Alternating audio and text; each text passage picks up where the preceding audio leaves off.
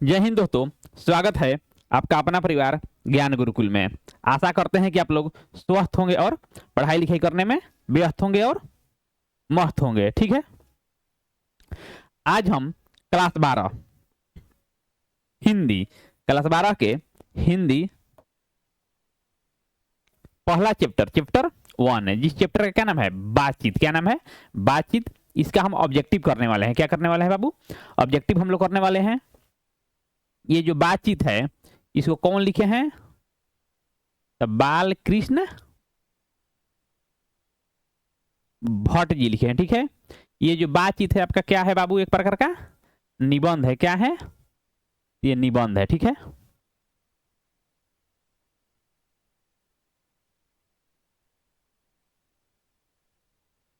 बातचीत शीर्षक निबंध के अनुसार रस का समुद्र किनकी बातचीत में उमड़ चला जाता है। ये जो प्रश्न है, इस प्रश्न में लेखक बताना चाहते हैं कि जो बातचीत होता है इनके बीच में, जब बातचीत होता है तो समुद्र सा लहर एकदम बहुत आनंद आने लगता है, एकदम गहराई में आदमी डूब जाता है। इनके बीच में तो दो हम सहेलियों की बातचीत है। जब दो लोग जो हम एक समान उम्र के होते हैं तो उनके बीच में बात करने का आनंद क्या होता है, कुछ अलग होता है। आगे देखिए, वाद विवाद संवाद क्या है, आपका हो जाएगा आलोचनात्मक निबंधों की क्या है, पुस्तक है। आलोचनात्मक निबंधों का क्या है, पुस्तक है। ठीक है, अगला प्रश्न देखते हैं कि बाल कृष्ण भट्ट ने कौन सा मासिक पत्र निकाला था। जो बाल कृष्ण भट्ट जी थे आपके हिंदी प्रदीप नाम के मासिक पत्रिका क्या करते थे, निकालते थे। अगला प्रश्न देखते हैं, बातचीत शीर्षक निबंध के निबंधकार कौन है। हम बाबू स्टार्टिंग में ही बताए हैं कि जो आपका बातचीत, ये जो पहला चैप्टर है इसको बाल कृष्ण भट्ट जी लिखे हैं। क्या लिखे हैं, किसने लिखा है, बाल कृष्ण भट्ट जी। तो ये क्या है, जो बातचीत है एक प्रकार का क्या है, निबंध है। तो निबंध लिखने वाले को हम लोग क्या कहते हैं, निबंधकार कहते हैं। तो कौन हो जाएंगे, तो बाल कृष्ण भट्ट जी हो जाएंगे। आइए अगला देखते हैं, बातचीत के माध्यम से बाल कृष्ण भट्ट क्या बतलाना चाहते हैं। बातचीत, जब हम लोग बातचीत करते हैं तो बातचीत से क्या होता है, तो बातचीत की शैली होती है। जब हम लोग बातचीत करते हैं तो क्या पता चलता है कि बातचीत करने की शैली, कि कौन लोग किस प्रकार से बातचीत कर रहे हैं। अगर अनपढ़ होंगे, गंवार होंगे तो उस तरीके से बात करेंगे, अगर समझदार होंगे तो थोड़ा अच्छा ढंग से बात करेंगे। तो जब व्यक्ति बातचीत करता है तो क्या होता है, उससे बातचीत की शैली पता चलती है। अगला प्रश्न है, देखिए थोड़ा टाइपिंग मिस्टेक कर दी है टाइपिस्ट जी, यहां पर होगा भट्ट जी। भट्ट जी को किसने अंग्रेजी साहित्य के एडिशन और स्टील की श्रेणी में रखा था। जो भट्ट जी हैं उन्होंने हिंदी में इतना अच्छा तरीके से निबंध को और कहानी को लिखते थे, तो रामचंद्र शुक्ल जी ने उनको एडिशन और स्टील की उपाधि से नवाजा। ठीक है,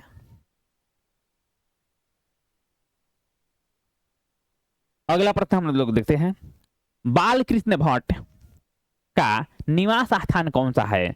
जो बाल कृष्ण भट्ट जी हैं उनका निवास स्थान वो कहाँ रहते थे, तो इलाहाबाद उत्तर प्रदेश। कहाँ, इलाहाबाद उत्तर प्रदेश। अगला देखते हैं प्रश्न, बाल कृष्ण भट्ट के जो पिताजी थे वो क्या थे भाई, तो व्यापारी थे। क्या थे, व्यापारी थे। जिनका क्या नाम था, तो बेनी प्रसाद भट्ट। अगला प्रश्न देखिए, रॉबिन्सन क्रूसो को कब तक मनुष्य का मुख देखने को नहीं मिला। तो जो रॉबिन्सन क्रूसो थे उन्होंने 16 वर्षों तक किसी मनुष्य का मुंह नहीं देखा था। ठीक है, अगला है, असल बातचीत सिर्फ दो व्यक्तियों के बीच ही हो सकती है, यह कथन किसका है? तो जो एडिसन थे, एडिसन का मानना था कि असल में जो बातचीत होता है, जो खुल के बातचीत होता है, सिर्फ दो ही व्यक्ति के बीच हो सकता है। अगर कोई तीसरा व्यक्ति आ जाता है तो उस प्रकार से आदमी खुल के बात नहीं कर पाता है। हो सकता है कि उसको हटाने के लिए या इधर उधर की बात करके उसको घुमाए, लेकिन अच्छा से बातचीत नहीं हो पाता है। लेकिन अगर जब दो आदमी रहता है तो एक दूसरे के अंदर जाके एकदम बहुत गहराई से बात करता है। ये एडिसन का मानना है। बालकृष्ण भट्ट के अनुसार कितने कानों में पड़ी बात खुल जाती है? तो देखिए, टाइपिस्ट जी की गलती है। 6 लोगों के कानों में। कितने लोगों के कानों में?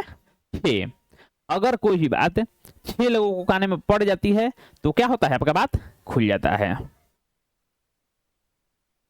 अगला देखिए, 100 अनाज एक सुजान नामक उपन्यास के उपन्यासकार कौन हैं?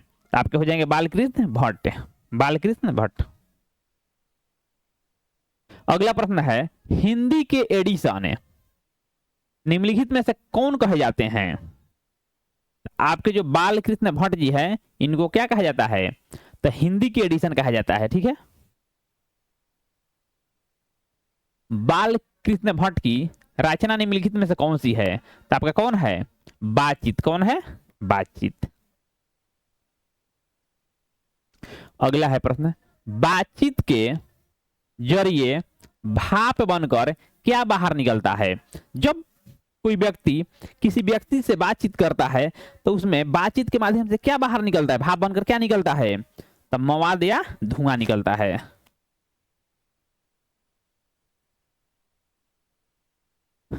बालकृष्ण भट्ट की माता का क्या नाम था? तो जो बालकृष्ण भट्ट जी हैं, उनके माता क्या नाम था? पार्वती देवी। क्या नाम था? पार्वती देवी। निबंध जो बातचीत है, शीर्षक निबंध के अनुसार जो कुछ मवाद या धुआं जमा रहता है वह भाप बनकर निकल जाता है। कैसे? तो जब हम लोग बातचीत करते हैं तो बातचीत के जरिए क्या होता है कि अगर कुछ हमारे मन में मवाद या धुआं कुछ भी रहता है, जमा रहता है, तो भाप बन के क्या हो जाता है? निकल जाता है। बालकृष्ण भट्ट के पिताजी के क्या नाम था? अभी बताएं। बेनी प्रसाद भट्ट। और ये क्या थे? ये व्यापारी थे।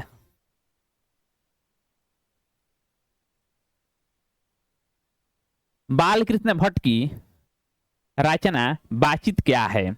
आपका निबंध है और आपके बुक में क्या इसमें ऑप्शन ललित निबंध, तो ये आपका सही हो जाएगा। ठीक है। ये क्या है? तो निबंध है।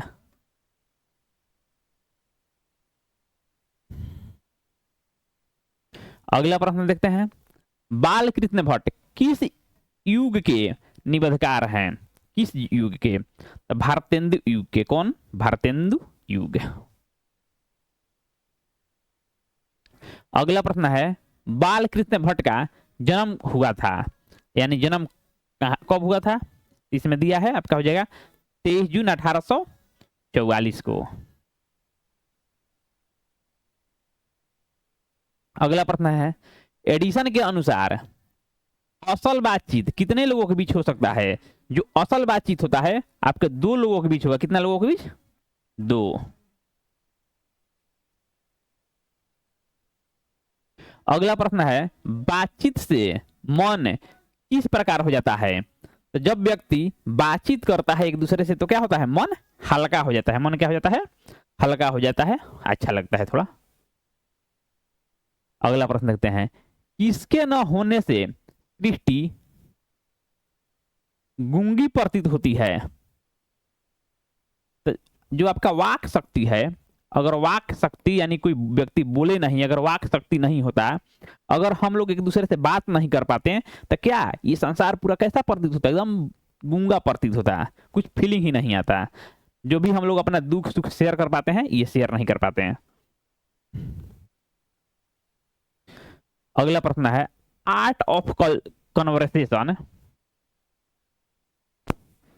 कहाँ के लोगों में सर्वाधिक प्रचलित है? ये यूरोप के लोगों में। कहाँ? यूरोप के लोगों में। जो आर्ट ऑफ कन्वर्सेशन है, इसमें क्या होता है कि यूरोप के जो लोग हैं इसमें क्या करते हैं तो इसमें जो भी भाषा बोलते हैं, जो भी शब्द बोलते हैं, बहुत चतुराई के साथ बोलते हैं। ऐसा शब्द बोलेंगे कि आपको सुनने में अच्छा लगे और आपका मन क्या हो जाए, प्रसन्न हो जाए। ठीक है। बाल कृष्ण किस काल के रचनाकार हैं? तो ये आपके आधुनिक काल के हैं। किस काल के हैं?